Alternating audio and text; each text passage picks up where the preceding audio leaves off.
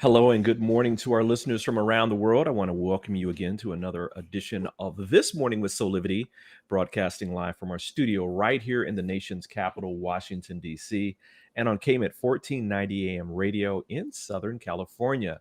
Listen, we have a great show for you today, but I'm going to introduce myself first. This is Brian Wesley Johnson. And of course, I have to also introduce my amazing co-host, Sheila Applegate. Good morning, Sheila. Good morning. How are you, hon? I'm doing awesome. This is just It is a good day today, it's isn't a it? good day. It is a good Yeah. day. Yeah. How was your weekend? I'll go there first because I know you always have like jam-packed things that are happening on the weekend. Well, we had fractal illumination gathering on Saturday, Mm-hmm. and Mm-hmm. I don't know Mm-hmm. why, but it was like one of the best ever so far. Everyone was so happy and connected, and we had participants from the age of 17 to 77. And so it was just such an Wow. incredible energy. And then I woke up yesterday and the the energy healers oracle, which Mm-hmm. the fractal illumination is a part of, Mm-hmm. was released early. So Woohoo. our book was released. So it's been exciting. Yeah, and so we're going to be talking about that during our Soulivity shameless plugs Yeah. moment later on in the show. I'm so excited about today.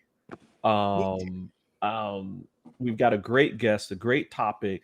I think that everyone who's going to be listening in today is going to be amazed at what you're going to learn specifically about the sport of lacrosse. But I've got to get to introducing our special guest for today, who is just an amazing man. And we were having conversations offline before we started the show, and my mouth was dropping and then dropped some more and then dropped some more as he was talking about different things. So why don't we go ahead and introduce him, Sheila? Neal Powless is an All-American, all-world, and professional champion lacrosse player. He is also the first Indigenous head coach to a European national team, the Dutch national lacrosse team. Now, Neal has taught courses and presented around the country for nearly 20 years about Indigenous culture and value systems. As co founder and co owner of Indigenous Concepts Consulting, a firm that he currently runs with his wife, Michelle, Neal helps to bridge Native American ideals and culture with organizations and individuals all over the world. He is an international public speaker, as well as the current ombudsman for Syracuse University. And so, with that, it's my pleasure to welcome to This Morning with Soulivity, Neal Powless. How are you doing, Neal? I'm doing great. Man, I'm I'm refracting light. I know, right? It's like this is just a good day. I've just got a good feeling about today, especially now that you're here with us, because we're going to be talking about the Native American origins of lacrosse.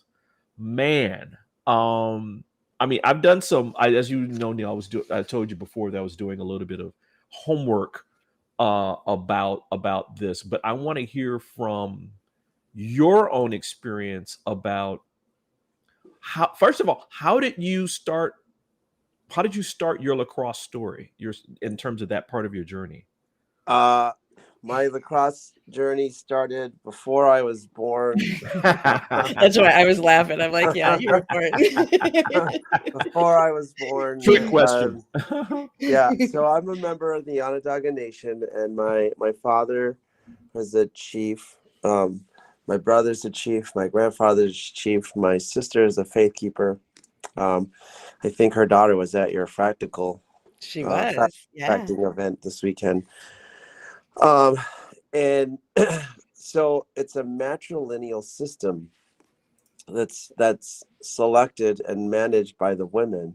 Mm, So that means that somebody else's mom chose my grandfather to lead that family structure.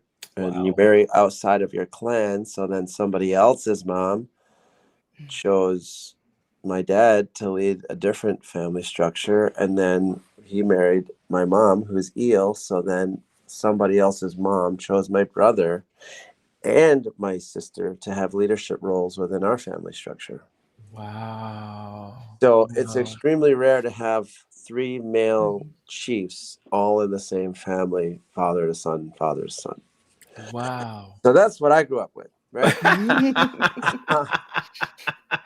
No And pressure for you, right? No no, pressure.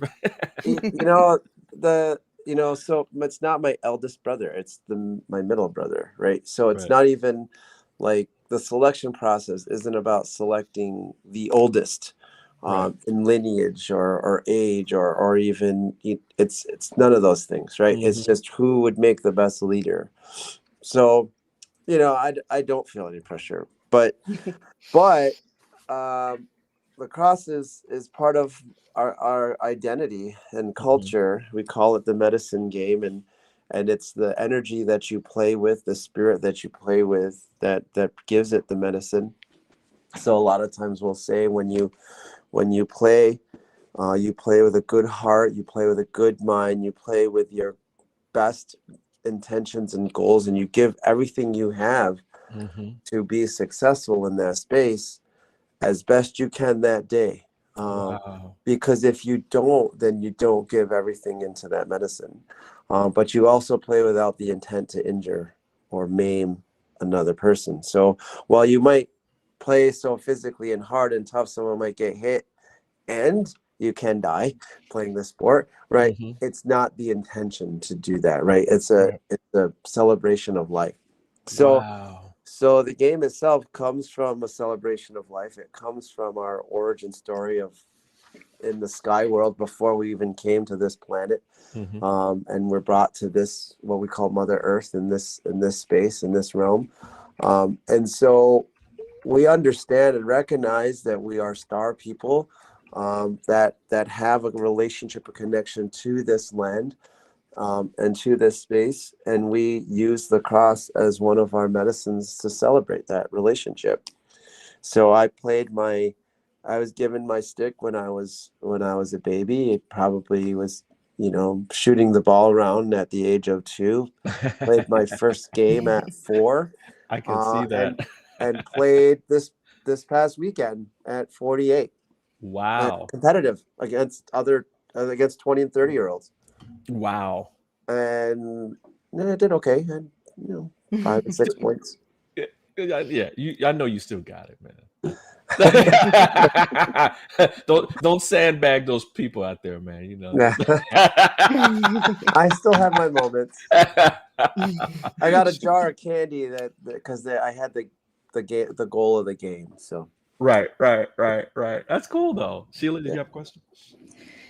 Well, yeah, I want to just kind of hone in on the whole story, the origin story. Like you said, it came from Sky World and is part of the Haudenosaunee culture. And I think that origin from your sacred game to what lacrosse is now in the United States and around the world has maybe two different perspectives, right? You shared a little bit. Can you share a little bit about how it became an elite sport and then also how it has reached other countries from its sacred space?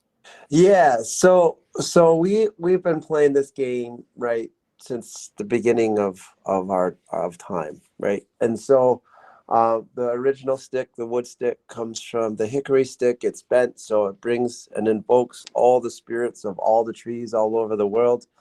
The meshing and the netting on the inside is leather is used, so that invokes all the animals of all the world.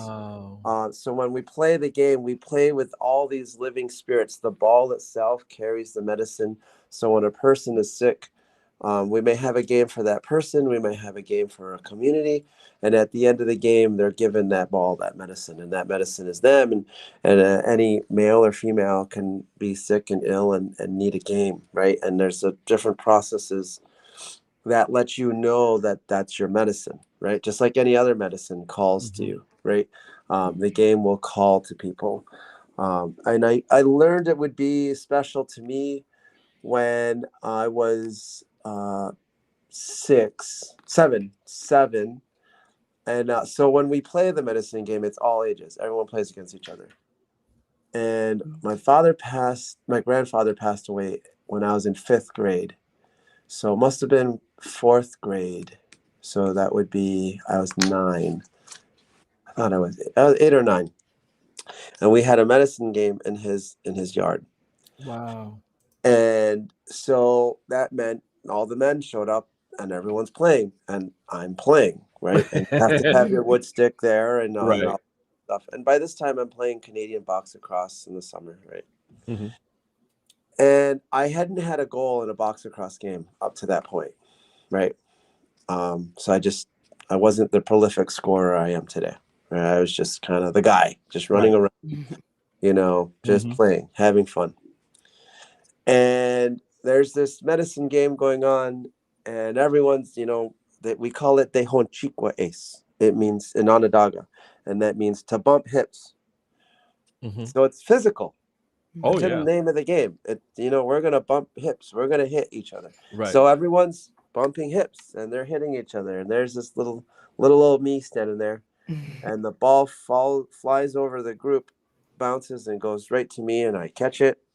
And I throw a couple little fakes and scored a goal in my grandfather's medicine game. Wow.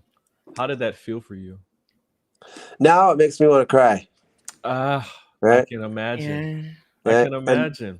And then my father had a stroke, and he was in a wheelchair for a number of years at the end of his life. But he played in a medicine game in his 70s, late, 75, 77, somewhere around there. Like I said, all ages, all men. So he's playing against teenagers, against men in their prime, right? Mm. And he has 2 goals, and he assists the 3rd goal to my brother, the one who's a chief, not the other brother. And that ends up being the last physical medicine game he plays. Wow. Yeah. Wow. And so when we're buried with our wood sticks. And they say that when we play the game here in this realm, that the medicine game is being played at the same time, in spirit world, when we play the medicine game here. Mm-hmm. So we say that there will be a game that's played when we arrive in the spirit world, and we'll be the captain of the team that day. So, Wow. he traveled with his stick, and I will travel with mine someday. Wow. So, not afraid of that day. I look forward to that day. Not forcing that day upon me, but when it comes, it comes. And It's going to be a good game. Absolutely. Yeah. I'll be in my prime then. Oh man. So that's where the game comes from, right? Yeah. And it's so that's where, for me, the story of lacrosse starts, right? And the story of lacrosse in the modern era starts when, in the colonization in different countries coming to these lands, being introduced to the culture, the people. We shared our who we were, our resources, and we shared our spaces, and we shared our ways of celebration together. When you think about an affluent community, right, you think about what do you do when you're truly self-sufficient and good and protected, and you have all the resources you need. You're getting to create things for fun, right? So we have winter sports. We have sports that we play in the winter, right? So we were comfortable. We were good. People say, "Oh, they're living in the woods and all this," savages. No. We had winter sports, right? We were comfy as comfy could be. We chose to live a different way. We chose to live with Mother Earth as opposed to forcing Mother Earth to live for us. And so when we were interacting with all these new people, we played our game, and it became a spectacle, right? Because it is, a physical game. It is violent. There's lots of hitting, and it's exciting, and you're screaming and yelling and oohing and ahhing and all this fun stuff. And so these 2 young countries that were trying to create an identity for themselves separate from their European kin, specifically Canada and the US, were trying to create it. They were going through their own identity crisis. Hmm. And instead of using cricket, and polo, which were the games of the elite in Europe, they found this indigenous game of lacrosse, and they appropriated it and made it theirs. They made rules. David Beers in Canada made the first rules, and in the first rules, he stated that there could only be one indigenous. There could only be one Indian player per team, if both teams agreed that they would both have an Indian player. Otherwise, we weren't allowed to play. Wow. So they basically, legislated out the best players in the world by saying you can't play. Yeah. So then they started creating lacrosse clubs, right, all over the place, and they branded it as America's sport and Canada's sport. So it still is Canada's national game, right? And the US just adopted all those same rules that Canada had, including the rule about eliminating Indian players. Wow. Well, that's the language of the time, right? Indian. Right. And so that rule is still a stain on the history. So it ends up becoming this elite sport, connected to elitism, right? And the royalties. So you had kings and queens that would come to this country to observe the spectacle of this country, and they would play a lacrosse game for them. That was part of the elite. Instead of playing polo and instead of playing cricket, they played lacrosse. And so then it shows up in Ivy League schools and all these other places, and now it's a part of my language, a rich white boy sport, right? Until you walk into an indigenous community in New York State, and you see little kids in front of trailers, and you see little kids playing in the street with their sticks in their hands. Wow. So we play lacrosse like other communities would play basketball or soccer. Mm-hmm. Mm-hmm. Now, you have had this really great career as a professional playing lacrosse, both here in the States, but also abroad, right? I mean, as a coach. Yeah. Yep. Tell me about that experience, like being in the Netherlands of all places, which I did not know lacrosse was actually big there. So you're teaching me a whole lot this morning. Tell me about that experience and from the stick being in your hands as a baby to now coaching the Dutch national lacrosse team. Well, I have to acknowledge my mom and dad for that. Gotcha. So they really inspired me to follow my dreams. I'm the youngest of four. We had small rules, right? They had little phrases that are really interesting. I swear, I think my dad was part of Illuminati or something, some kind of secret society or something, because you read manifestation books and things like that, and he spoke that way. Right. But it also come from our culture, so he was connected to our culture, which also spoke that way. And I do know that there are secret societies that took some of our indigenous thinking processes and incorporated them into it, such as the Freemasons, right? So the power of manifestation has been something that we've always had within indigenous culture and community. So, and it shows up in ceremony, right? So my parents really kind of inspired me to really dream and to explore what those dreams would be, along with these interesting little rules here. There's no such thing as good or bad consequences, just choice and consequence. Ooh, I remember that one. Yeah, right. You stung me with that one. I remember that one big time. Yeah, because and that's just, it really fits really well with manifestation, right? Yes. It's not really about attributing consequence. It's just choice. Right. You have a goal, and that's your goal, and so you make choices to achieve that goal. So Sheila knew me as in high school. I was a very driven kid. I didn't participate with a lot of my other friends that were doing other things that would get in the way of my goal. Because when my father asked me, what do you want to be when you grow up? I said, well, I don't know. I just want to play lacrosse. He said, well, in order to do that, you have to go to college to get to the highest level. So that's what you have to do. You have to go to school and you have to go so that you can play at the highest level. Right. So, Right. okay. Because we had these other rules: show up, do your best, be coachable. These things are also fit very well in alignment with, manifestation and all these other things, right? I add one more, and I think it's the key. And it's actually if you ask any one of my coach teams that I coach, what's the first rule of lacrosse? And it's actually really the first rule of life, which is have fun. Wow. So have fun, show up, do your best, be coachable, be open, be willing to learn, right? So if you live within those 4 rules and you have this idea of no good or bad attribution, just choice and consequence, you have the opportunity to create all kinds of things in the world for yourself. So that's what I was exposed to as a kid, right? Like I said, I swear my dad, I think, was part of one of these other things, right? That is so freaking cool.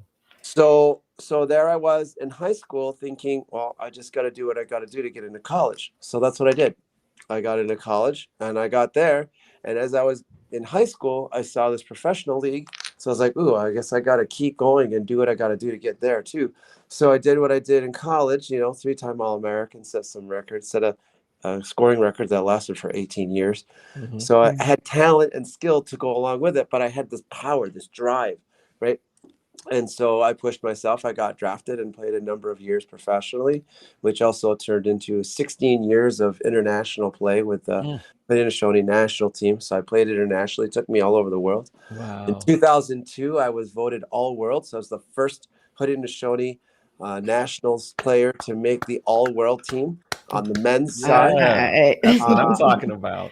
So in 2002, I was one of the 3 best offensive players in the world. So people would ask, my dad, like, how did you have all these very successful sons? And, I have another brother, my eldest brother played professional as well. And Brad, he's the chief, right? Daughter's sister's a clan, faith keeper, right? So they're like, how did you have all these so successful kids? And it goes back to show up, do your best, be coachable. He always just told us, just do your best. Wow. Do your best, whatever your best is that day. And he goes, it just so happened that my kids were the best at the things that they chose to do. Wow. That's this is what I'm talking about. This is what I'm talking about. See, I knew that this was going to be a great, great story. Listen, we're going to take a quick break. Sure. But when we come back, I want to talk a little bit more about this, but I also want to talk about your experience in a fantastic movie called Crooked Arrows. And that leads right into how I ended up in the Netherlands. So perfect. All right, so we're going to take a quick break, everybody, and we'll be back with more of This Morning with Soulivity. Attributes then that make up real conversation. For me, there are 3 attributes.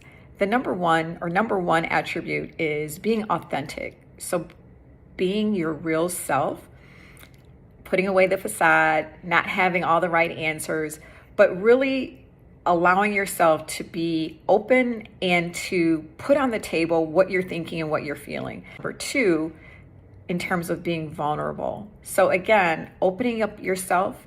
Perhaps there's been some emotional wounds that sometimes we like to keep certain things private, but by us opening up and exposing some of the things that we've been through or challenges that we face, then other people might feel more open and receptive to learning about how to overcome challenges and move on and advance in their lives.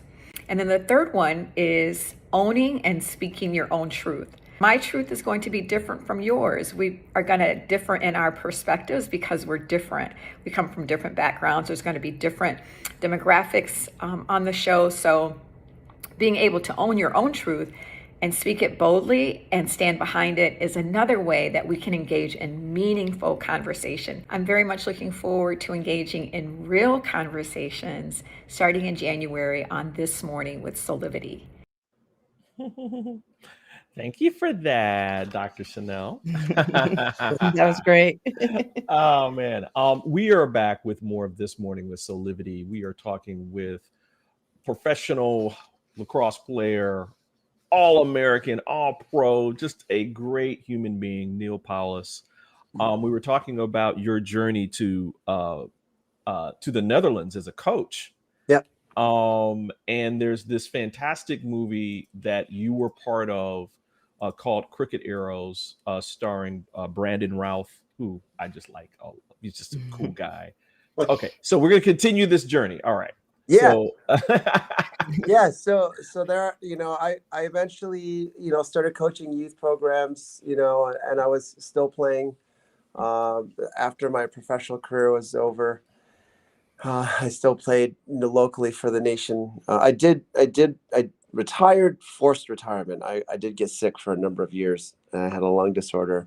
So my career was cut short professionally. And once I healed, I was able to keep competing at a very high level, but not at the professional level anymore. So that was a little bit of a bummer, but we always say play your last game as if it might be your last. Play every game like it might be your last. And thankfully, I can look back at my last pro game as a professional and say I did my best. So I was coaching a youth program in Onondaga, and it was teenagers. I generally didn't coach my own kids. I coached different ages. And so I could, one, watch my kids, but two, so I could teach more people. And I ended up, a movie crew showed up at Onondaga trying to recruit lacrosse players or trying to recruit my players. So I took it upon myself to get in the ear of this director and producer and whoever was there, sports coordinator.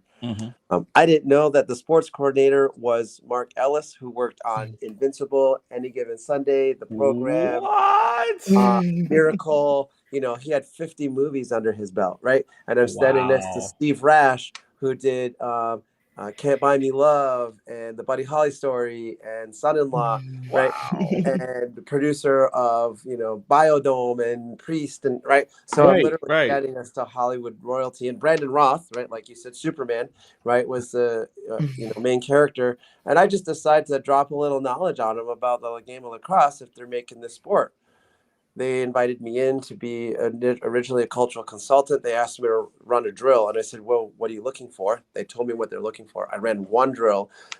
They pulled me aside and said, you ran, we've been here for a day already. You ran one drill and we already know who we want to cast. How did you do that? Wow. So they said, do you want a job? And I had heard terrible things about their script. Terrible, terrible things. Really bad culturally. I kind of was pretty honest with them. I was like, look, I heard some really bad stuff about your script. And they said, no, we know we need you here to help us fix it. So we're going to hire you as a cultural consultant, but we want your advice on scripts.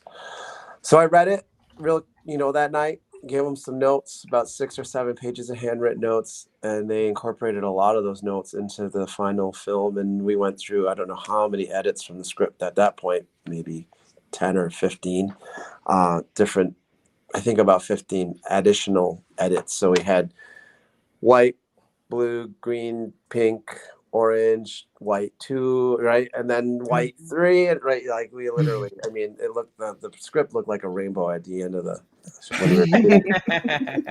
but what ended up happening was I had a lot of input in really kind of shifting the cultural pieces of the story to be focused more on the core origin of where the game comes from, which is Haudenosaunee, from our area, instead of picking and choosing all these other pieces of other indigenous cultures and appropriating them to try to make our story. We just took our story and took the cool stuff within it and let it out, right? And so it was a really interesting exercise in can that be done?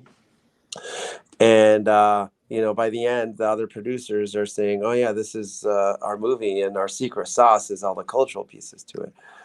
It's basically it's the lacrosse version of the Bad News Bears or Right. Mighty Ducks. You Okay. know what I mean? Okay. Like, Right. you know, Right. Right. Right. Right. but it's done. It's Hollywood. You know, like I said, Invincible, Miracle. You know, the program. You know, it's a Hollywood film. You know, it's a major motion picture film, even though it's an independent. And most people, you know, they're thinking, oh yeah, independent film, and then they watch it and they're like, whoa.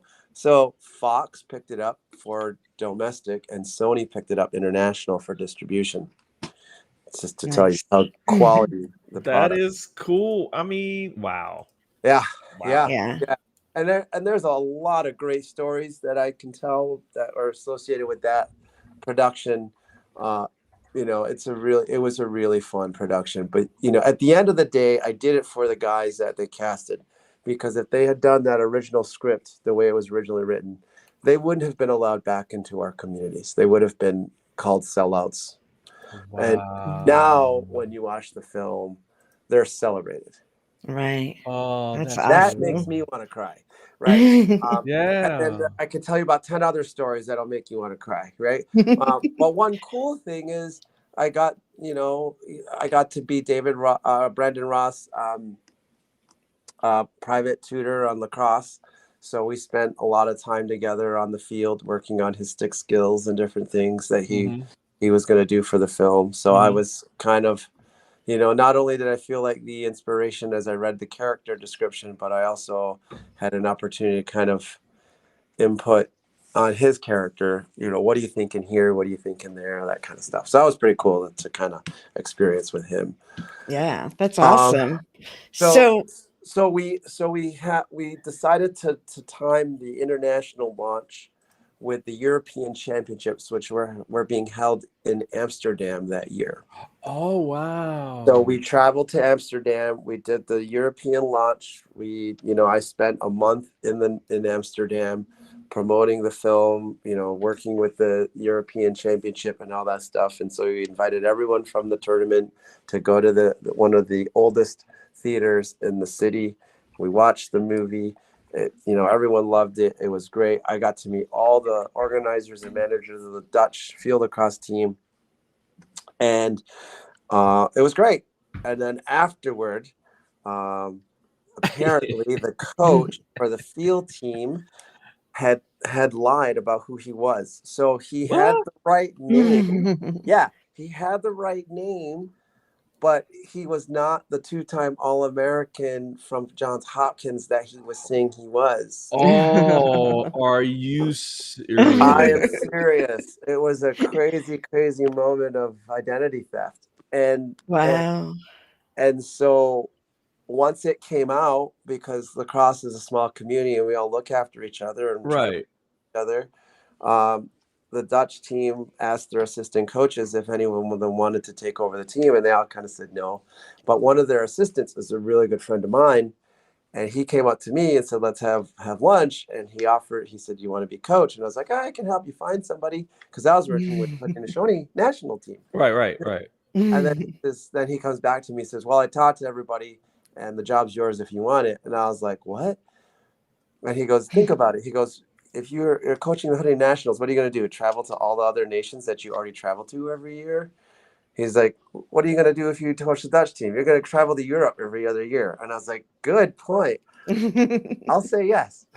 Wow. So I said yes, and I coached the field team in 2014 in Denver in the World Championships. I think we finished 17 in the world that year. Wow. And then I coached in the Europeans in Hungary, Budapest, Hungary, and we finished 7th in Europe that year. Wow. And then I transitioned over to the box team in 2017. So we played in Turku, Finland, to which we were 19th in Europe. We were still working on developing. Right. And then we played in the 2019 World Championships in Vancouver, and we finished 8th in the world. Oh, wow, that's nice. incredible. Yeah. Yeah. So we are currently ranked number 8 in the world. We had our European Championships last year in Germany. Delays with COVID. Yeah. And so we went with our fourth string goalie and still finished I think 11th in Europe Nice. with our 4-string goalie. Wow. Right. Right. Wow. So we had a hard time stopping the ball, but we still did well enough to be 11. So Wow. Nice. so we have a good system. We have a good program. We have my assistant coach. One of them is Dutch. He's a videographer. Used to do a lot of projects for Wieden Kennedy in Europe. Wieden Kennedy, does all the promos for Nike. So he's a pretty good videographer and does a lot of our video content. So if you Google Netherlands box lacrosse national team, all these different videos and YouTubes and all these different things, and Facebook is just populated with all these different videos. He's awesome because he's always got the camera stuck to his head when he's not coaching, even sometimes when he is coaching, right? But he is just capturing just amazing moments with his film. And then our other assistant coach is a former pro coach of mine when I played professional, Wayne Colley. He's from Canada. He's a Hall of Fame goalie. So you have a Hall of Fame goalie, have a Hall of Fame offensive player, and the guy who brought one of the founders of lacrosse in the Netherlands, Artu Sesselaar. That's our coaching staff for the Dutch national team. So now we're doing she box or women's box. So we have our women's box That's incredible. team, and we have our men's box lacrosse team. And then, right, so in 2015, the Haudenosaunee hosted the World Indoor Box Lacrosse Championships. That was before I was coaching box, and the Netherlands didn't have a box team, so we didn't compete.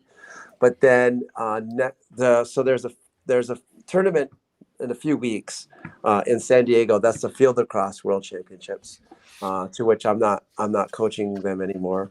But then next year in Utica, New York, right, they're hosting the World Championship. The USA is hosting, but they're hosting in Utica. That's really funny. If people so we hosted in Syracuse and Onondaga, and now the Oneidas are hosting, right, in a roundabout way.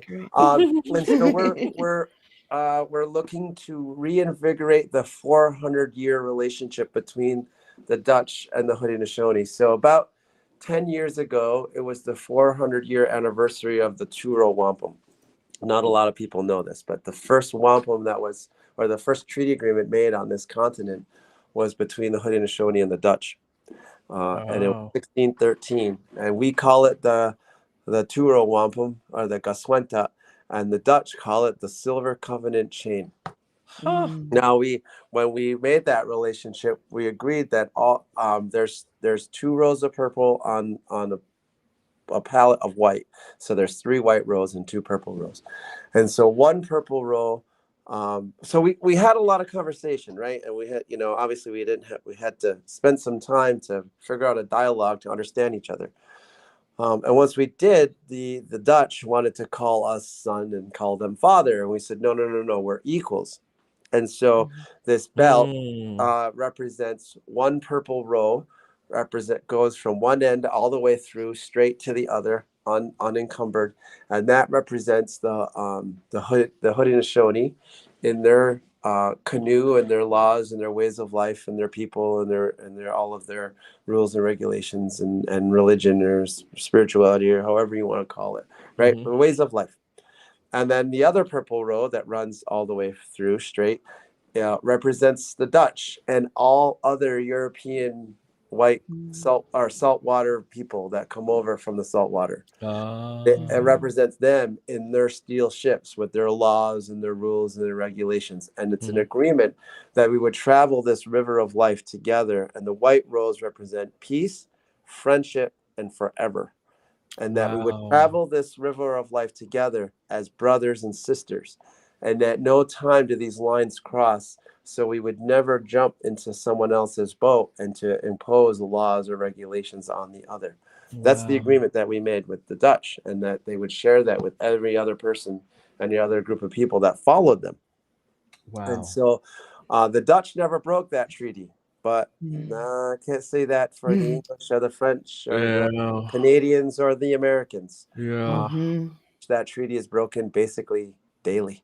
I think about what would have happened if that treaty had passed over these other, Well, we're, it you does. know, It does because it's in the Constitution that all treaties made before this are the law of the land.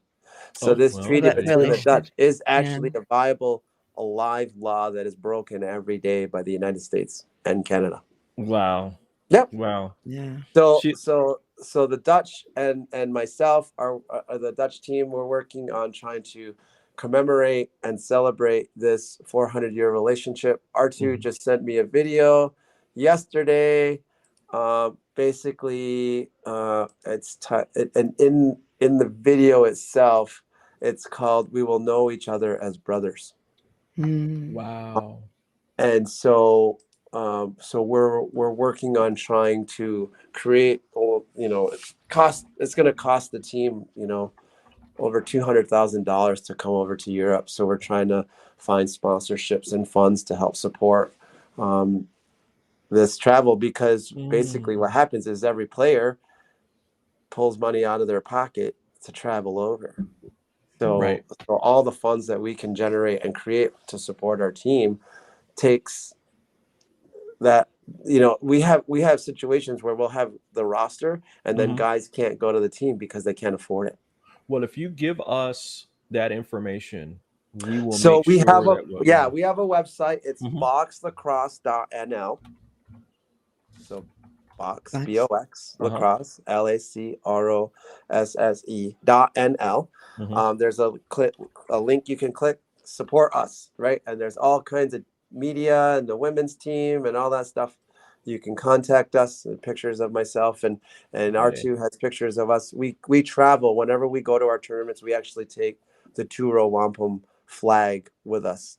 look So at these handsome folks right here. yeah, so it scrolls through and you'll see the team picture, and there's one that has me and R2 holding the Turo Wampum flag, and then behind it you have my son, who I took with me to be a support staff, and he's also holding the Haudenosaunee flag. So Nice. Wow.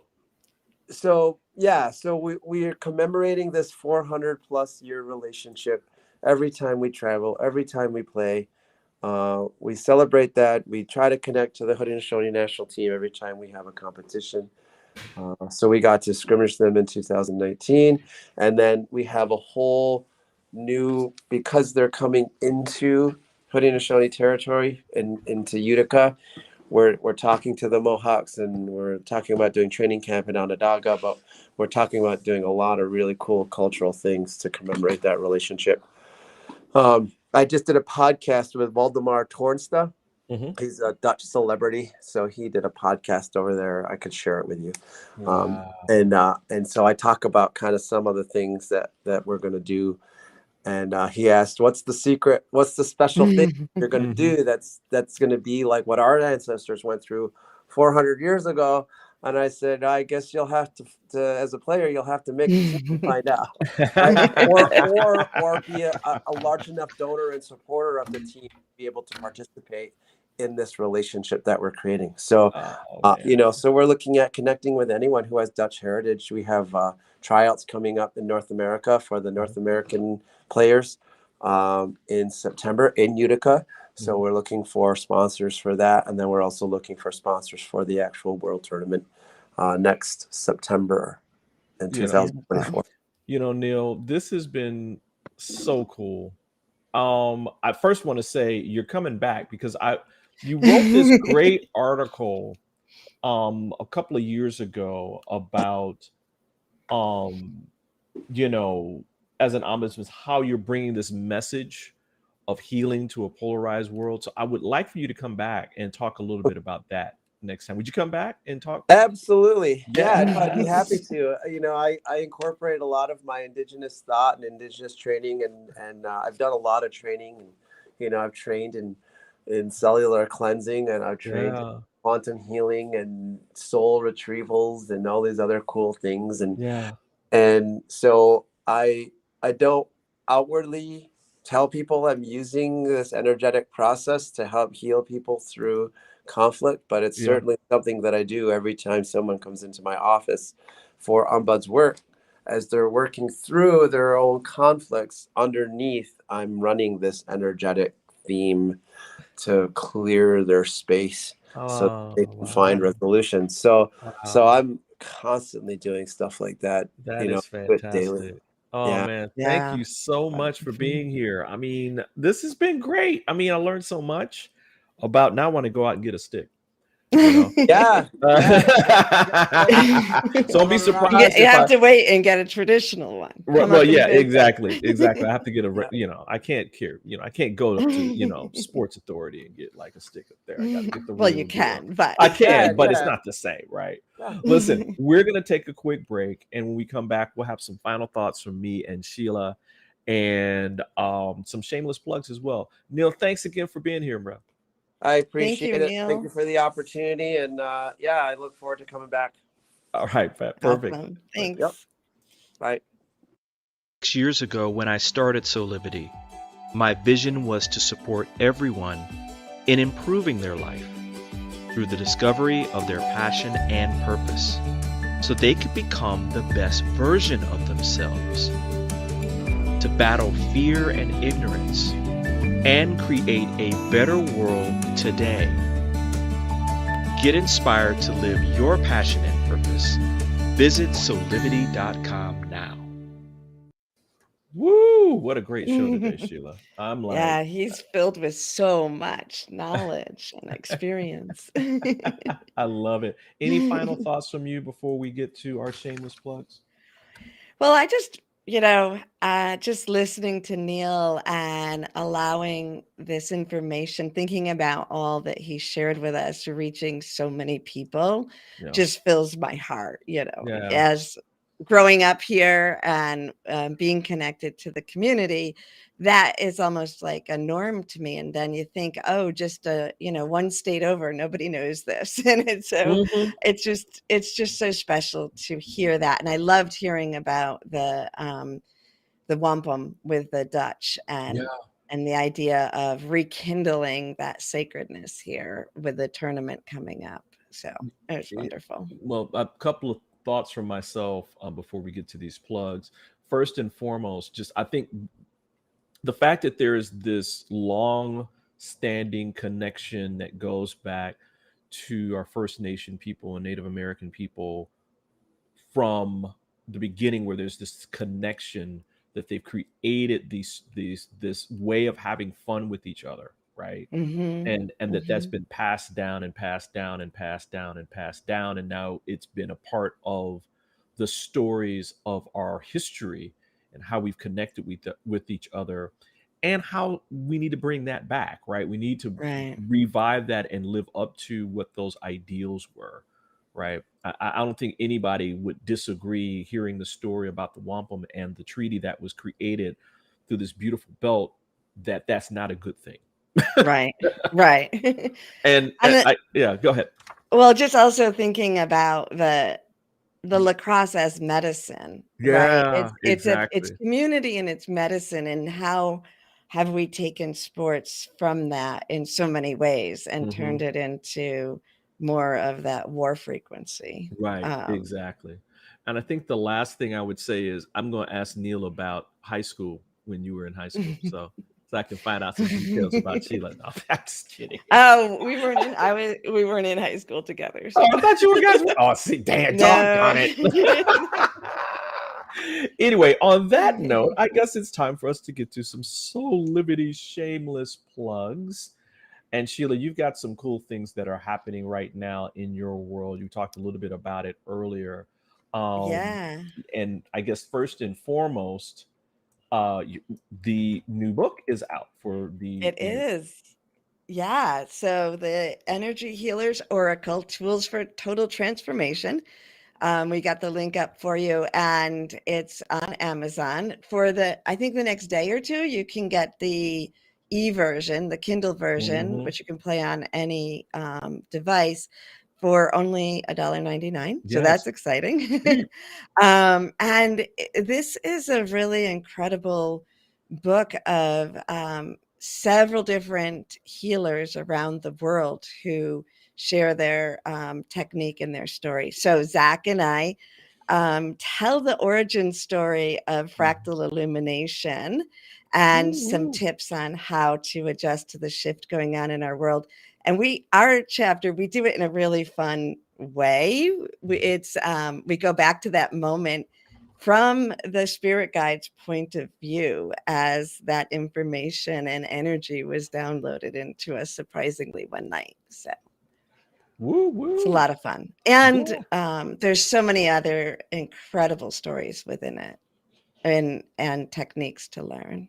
That's cool. And what's cool is tomorrow on the show, we're going to have Angela Aurora, right? Who's going to be speaking about the this head as well. author. Of that book as well. So stay tuned for that as well. And coming up in a couple of days, Matrix of Illumination. The 8th of them each month is becoming one of my favorite days. So on June 8th at 8 p.m. Eastern time, right here on Soulivity Aspire, I will be doing the monthly Matrix of Illumination, where we come together in community, and I'll guide you through a meditation and then open up for the divine and bring forth messages that are meant for the people who are there and the people who will join us later. Woo! I love it. I love it. I love it. I'll be there on Thursday. All right. Yeah, because we're going to focus a little on the divine masculine and divine feminine after our show last week. So that'll be fun. So there's hot times in the summertime right here on Soulivity with everybody who's part of it, all our collaborators. Thank you, Sheila, for that. Thank you. Listen, we're running out of time here. Just wanted to let everybody know to listen, follow us on social media. Go to our This Morning website at soulivity.com to join our mailing list. You'll get access to exclusive tips and other information as well. Listen, on behalf of all of us, we just want to say thank you for joining us for this episode of This Morning with Soulivity. We hope that you come back and join us every weekday at 8 a.m. Eastern for our live broadcast, or you can listen in at 9 a.m. Pacific time on KMET 1490 a.m. for all of you on the West Coast, Thursday and Friday. So with that, until next time, keep having real conversations with passion and purpose, and create that life full of high quality living today. We'll see you next time, everybody. Bye for now.